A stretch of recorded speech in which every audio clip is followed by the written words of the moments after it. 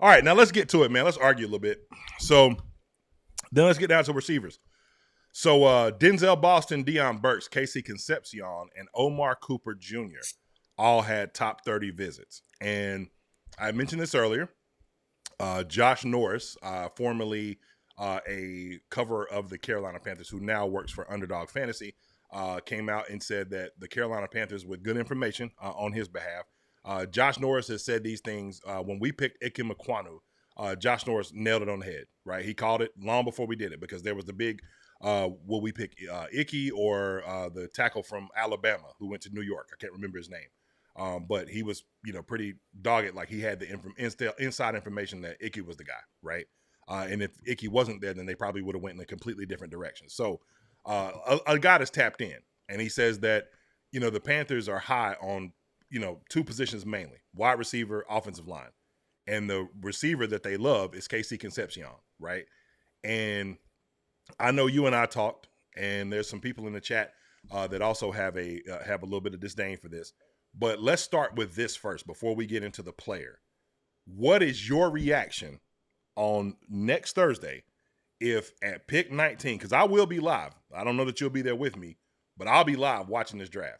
What will be your reaction if they decide to take Casey Concepcion at 19 if he's there? Disappointment. And I'll tell you why. Go ahead. Because one, the kid's not a burner. You know what I'm saying? He's more quick than fast. I understand that's a, big thing you want if like you got somebody in the slot. Mm-hmm. But he has had issues with drops. Indeed. And on top of having issues with drops, not being the kind of guy that, can take the top off of defense, what's different about him than a second year Jimmy Horn or a recuperated, fully healthy Michi? And,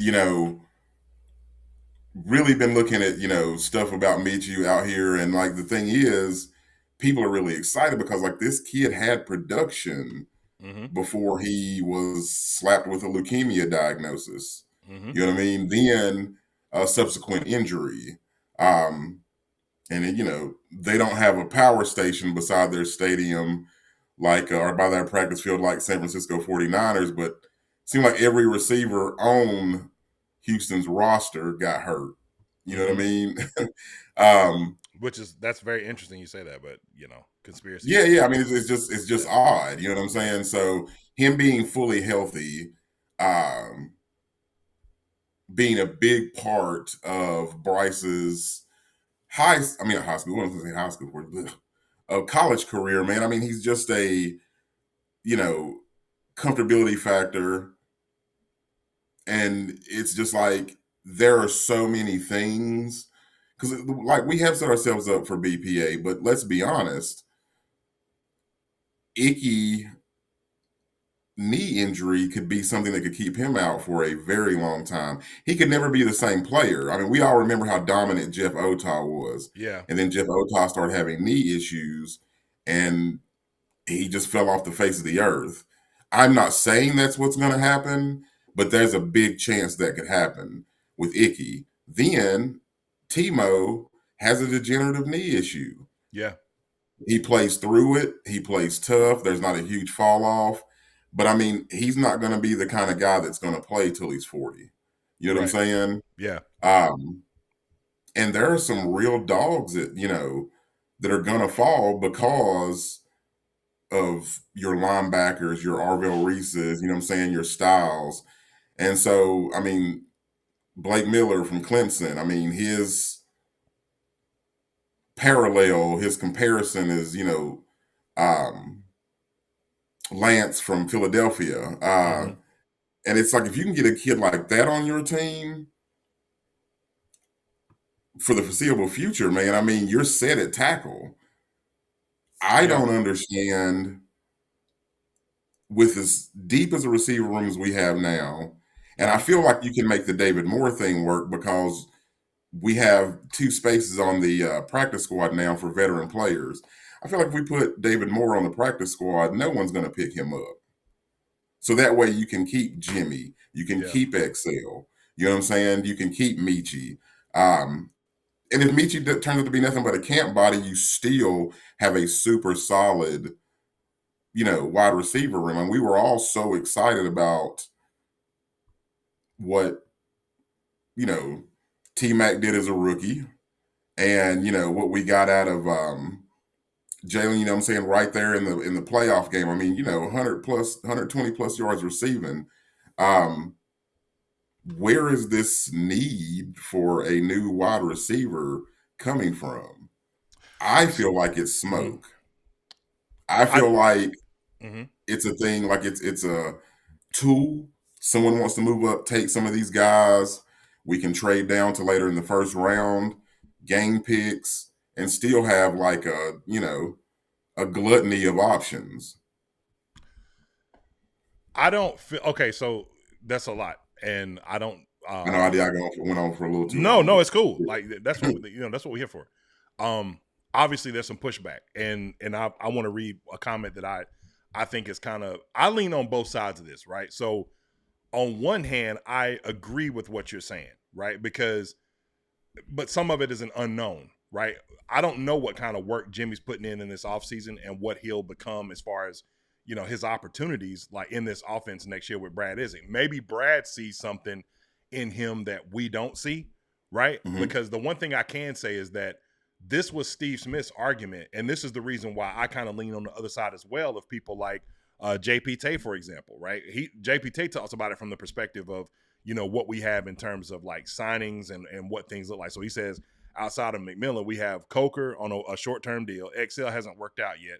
Mechie only a 1-year deal. We need to build out this room with a lot more people. Okay, so I agree with that to some degree, and here's why.